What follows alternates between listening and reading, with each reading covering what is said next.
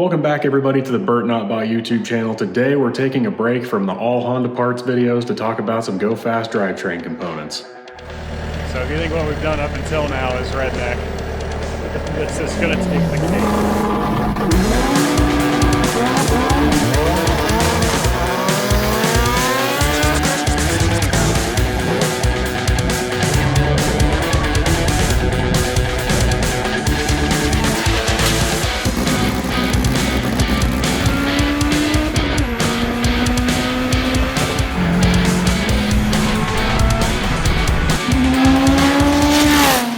Sick. All right, so this is what we have to talk about here today. Let's start with the least interesting stuff first. We've got some intermediate shaft bolts here. These are a special shoulder bolt, and I wanted to make sure I had nice shoulder bolts so we don't chuck an intermediate shaft. We got some axle seals for the transmission. Forgot about those last time, so we're going to put those in today since we're still talking driveline. This is a rear main seal for the engine.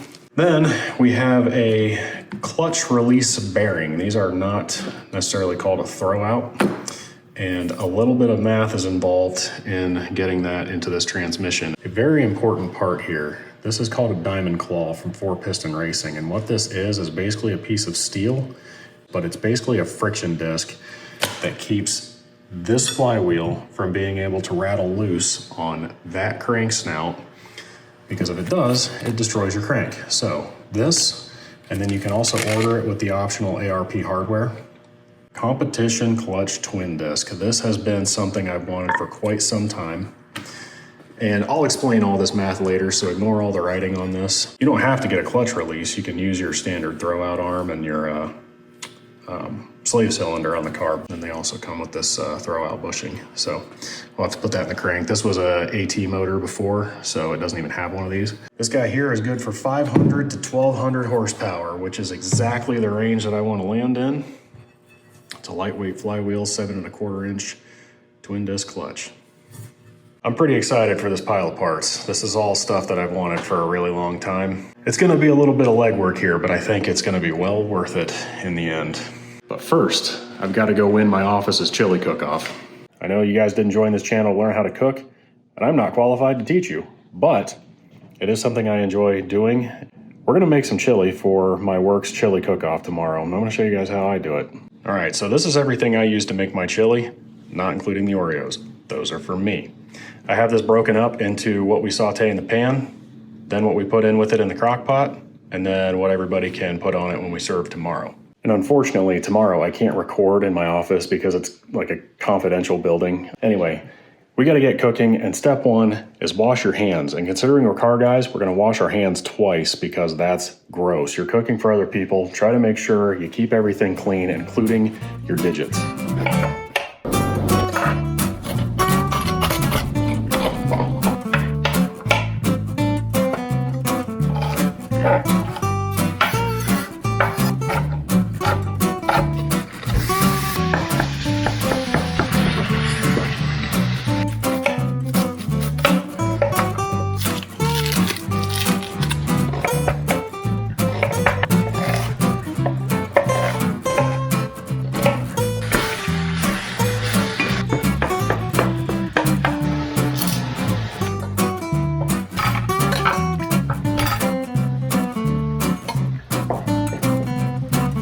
Damn it. Cooking for other people.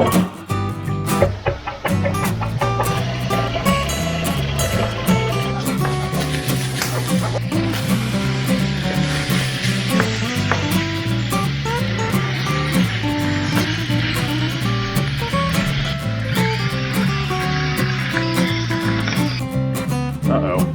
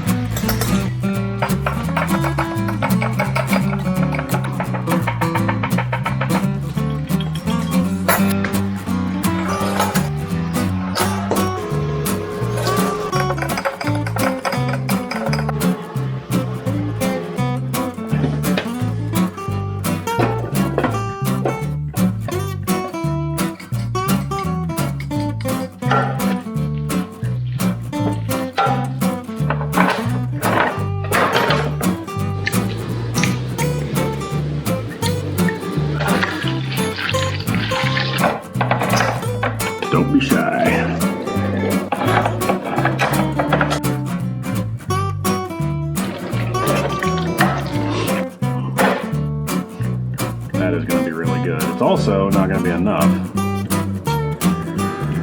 But what are you gonna do? All I gotta do is wait for that to cool down, put it in the fridge, 4 a.m., put it back in there, fire it up on high heat, then take all this to work at 5:30 in the morning, have my meeting, and then let it cook until noon or 12:30 whenever they're having the cook-off. And at that point, we'll figure out if we want or not. Anyway, it's time to start putting some Go Fast parts on the car, so let's get out in the garage and start doing that. So, first things first, let's start a time lapse and knock some seals into this transmission.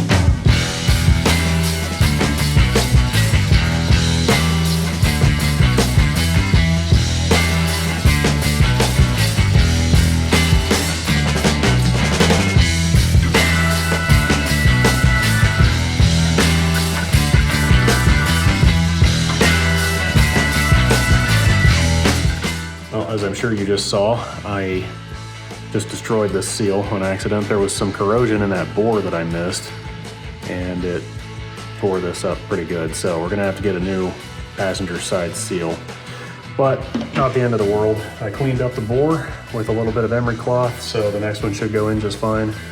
So let's go destroy the driver's side now.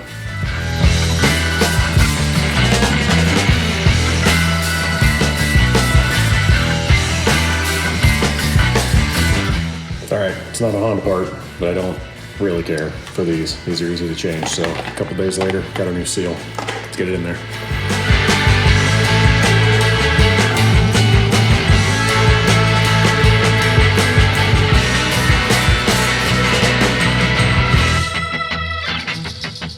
All right, well, that was the second most fun I've ever had installing axle seals.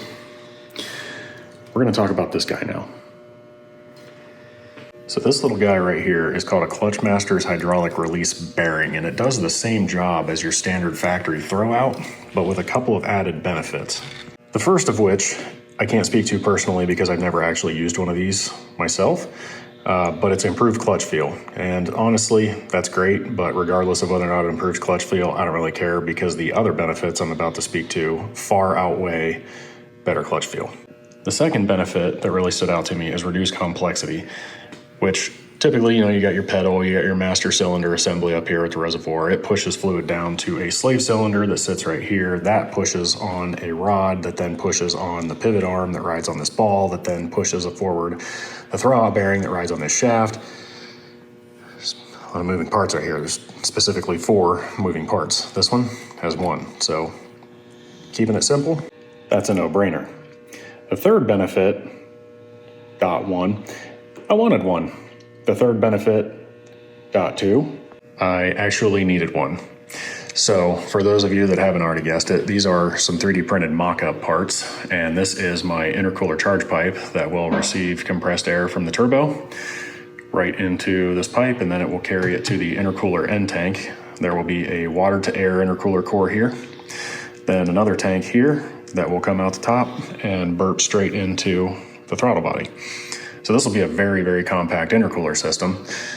But again, remember how I said you get rid of your slave cylinder and your pivot arm here? So that pivot arm, when it's being pushed on by the slave cylinder, goes into this relief right here.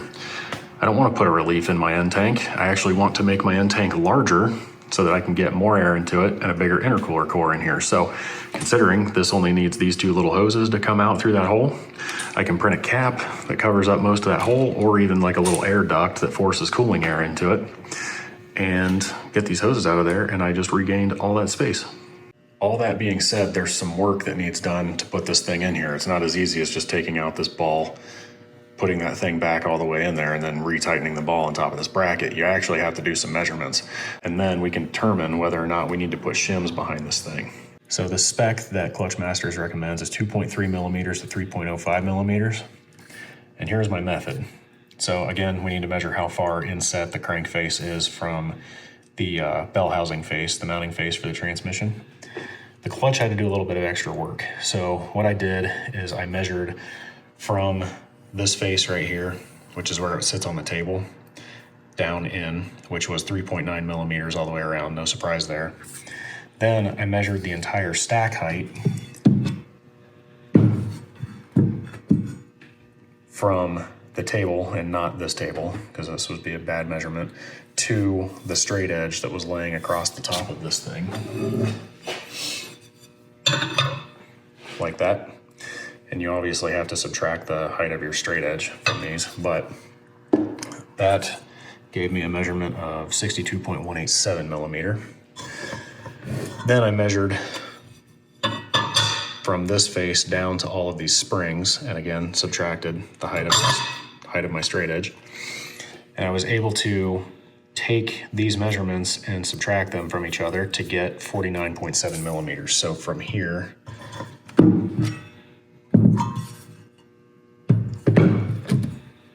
to here is 49.692 millimeters. So, not necessarily going to show you how to do that, but I did just explain it. Now we need to get the engine's inset, crank inset, and then we need to get the transmission inset to the face of that bearing. And remember, subtract the height of your straight edge.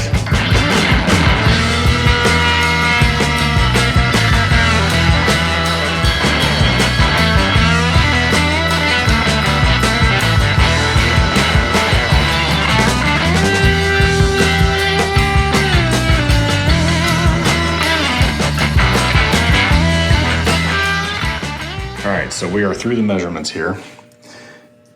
We already knew that the clutch was 49.69 millimeters.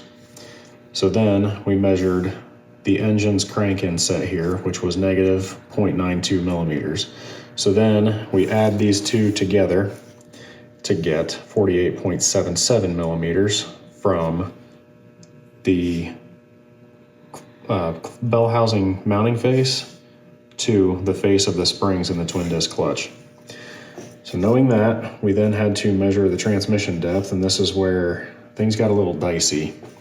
So this is also an old measurement here. We ended up with a measurement of 53.33 millimeters here, and that ended up telling us that we are 4.56 millimeters of clearance, which is outside the spec. However, the problem I'm running into is this bearing can sit anywhere in here, and I'm wondering, once it's full of fluid, does it stay here or does it go all the way back?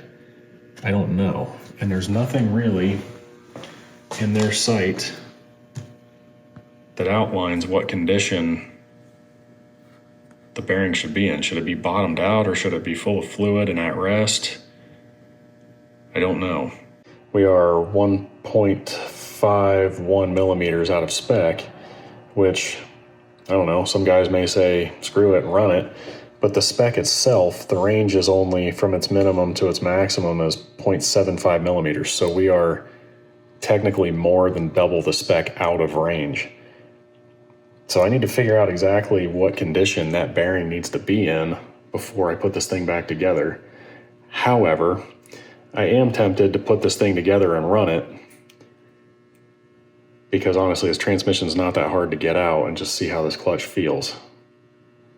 Because it kind of would be a shame to buy the shims, put everything in there, put this thing together, and then find out that the clutch bearing is too close, and then have to take it out with having done this extra work. So to be honest, I think what we're gonna do here is press on, move forward, and then we'll take a measurement when it's all together, see if we can get in there and take a look, and just run it and see what happens, because too much clearance is better than not enough, right?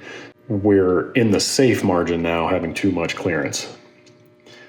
So I think, just thinking through that with you, thanks for the help, we're gonna just kind of press on here and then see how it feels in the car later on. And if there's too much, pedal slop, then we'll go from there. The next step is going to be to get the engine hoist out and get this thing off the stand and get it up in the air where I can replace the rear main seal. And I just had an epiphany. This also needs to go in there, and it's about, I don't know, I'd say that's just shy of a 0.5 mil, so that'll get us a little closer to spec. So I guess that helps, but in the end, we're still out of range. But again, we're gonna press forward. So back to my original thought, we're gonna get the engine stand out, get this thing up in the air so I can replace the rear main seal, and then we'll have to sit it down so I can, ride it and get the clutch installed onto this thing, which I just remembered. Obviously, we have to disassemble this unit so that we can get the bolts in there, because the bolts sit behind all this stuff. Being a YouTuber and trying to tell a chronological story gets a little difficult because I have part 1 of the breather and oil stuff out right now. I'm making this video and I had planned to put it out before part 2 of the oil stuff, but I need to get the oil stuff so that I can finish this thing while it's on the stand in this orientation where it's kind of right in your face and you can work on it, because otherwise it's gonna be on the floor leaning 15 degrees back. But then I need to put out that video before this one, so there's going to be stuff done in that video that doesn't get done until the future, and then in the future you're going to hear me talking about the stuff that was done in the past. Does that make sense? Anyway, I think what's going to happen is in the next scene you're going to see that all these oil lines are done. It gets difficult. It's kind of a pain in the butt. All right, I have no idea where we left off or what's going on anymore. The video before this was after the first part of this video. We need to get this thing off the stand so we can mount it to that thing and replace the rear main seal and put on the twin disc over there. So the way I do that is not with chains, it's with safety rope. So I have devised something I'm going to try. I know these knots are good. These are double figure 8 knots with a lock knot on them. This is the main hanger, and I wanted to devise something where I could change the angle of the engine going into the car. So I found this. This is a climbing brake. I have no idea how it's used in climbing, but I know how I'm going to use it here. So we will put the loop through, destroy our perfectly beautiful fuel rail while doing it. Then, like that. You can see this isn't how it's used for climbing. It's used at like a 45-degree angle. But anyway, it doesn't want to slide. But if you pick up on one side of the rope and loosen it, which I can't do one-handed, you can slide this through real easy. You're gonna have to take my word for it. Like so. Also, I have another, this is chaos. I have like a pitch controller back here that will go through this hole. And I haven't quite devised. Are you sick yet? I haven't quite devised how I'm going to make that work, but that's like my third point to be able to control if the engine's rolling backwards, or easily unbolted from the rear of the engine and put on the front if it's trying to roll backwards or roll forwards. I hate this thing.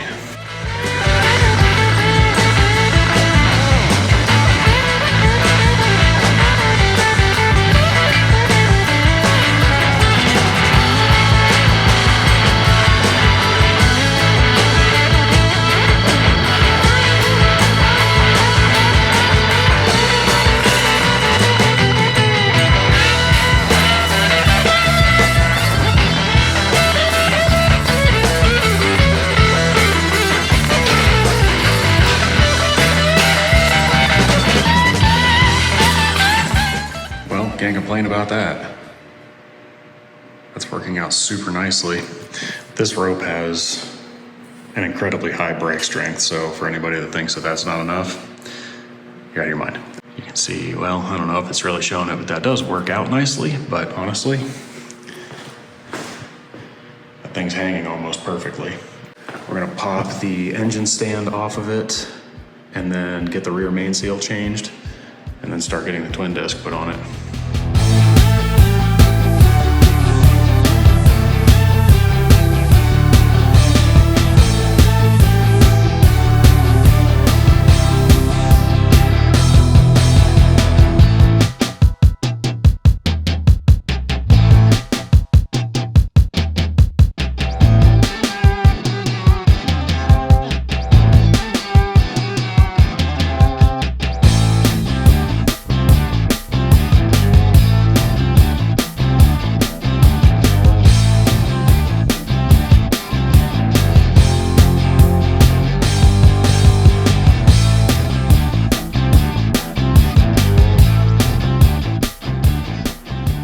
cannot tell you how important it is to have this thing, especially on these engines.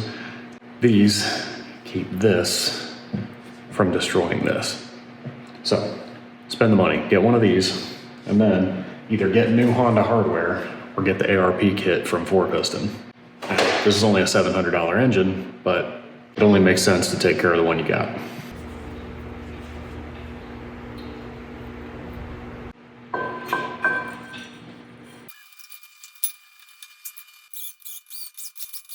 These are 4Piston's rules to using these bolts in that diamond claw. And if there's anybody out there that understands these engines and their tendencies to fly apart and how to keep them from doing that, it's 4Piston. Sure proper thread engagement, clean all the threads in the crankshaft. Mount flywheel and tighten bolts by hand. Loctite thread locker or similar is not recommended. They install them dry. And then the torque in OEM suggested pattern is 130 foot-pounds. And then it's just the star pattern across all 8 bolts. And then do not use an impact gun, whether air or electric. You must use a torque wrench. Of course, I just used the one to run them in, but I didn't actually torque them. So now we're gonna use a torque wrench up to 130 foot-pounds.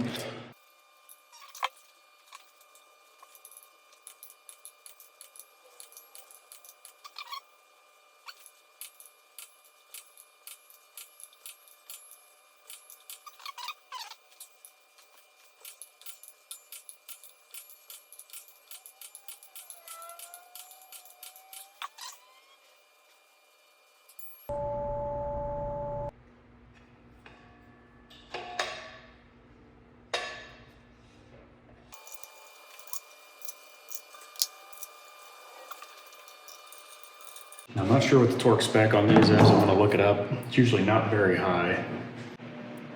You know, sometimes with these projects, you run into roadblocks that really just should not be roadblocks.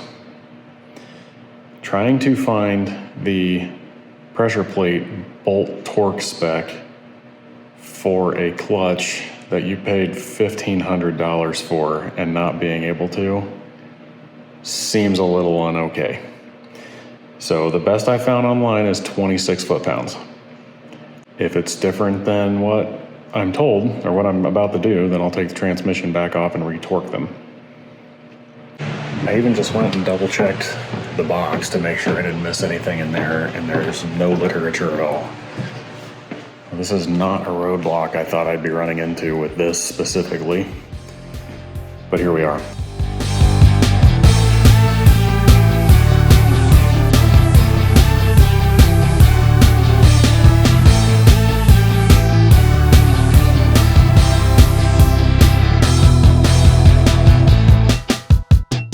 That oil cooler that we worked on last week, now it's the problem.